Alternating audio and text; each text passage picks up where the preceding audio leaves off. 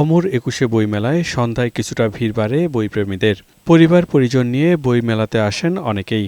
মেলায় প্রতিটি স্টল ঘুরে পছন্দের বইটি কিনছেন তারা। দিনে দিনে জমে উঠেছে বইমেলা। ঘুরে ঘুরে দেখছি, যদি পছন্দের বই পাই তাহলে নিব। জনসংখ্যা অনেক কম মনে হচ্ছে, ভিড়টাও একটু অনেক কম। বইমেলায় নিজেদের পছন্দের বইটি কিনতে পেরে খুশি শিশুরা। আমার বই পড়তে খুব ভালো লাগে। আমি বাবা মার সাথে এসেছি।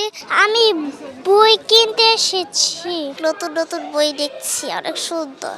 কত ড্রয়িং বই আছে, কত বাংলা বই আছে, মজার মজার গল্প আছে। শিশুদের মেলায় নিয়ে আসতে পেরে সন্তুষ্ট অভিভাবকরাও। মন চায় সব কিনে নিয়ে যায় বাচ্চাদের বইটা, বিশেষ করে বাচ্চাদের পার্টটাই আমি আসতে চাই। সময়ের সাথে সাথে ওরাও টের পাবে যে বই ছাড়া জ্ঞানের বিকাশ হওয়া সম্ভব না। বিক্রেতারা বলছেন বইমেলাতে বেচাকেনা কম, সামনে বিক্রি বাড়বে বলেও আশা তাদের। নতুন আর পুরাতন আগের বই মিলিয়ে ভালো বিক্রি আশা করতেছি। শুক্র শনিবার নিয়ে আমরা একটু আশাবাদী আছি যে শুক্র শনিবার হয়তো মানুষ হবে। পিয়াস মাহমুদ, বৈশাখী সংবাদ, ঢাকা।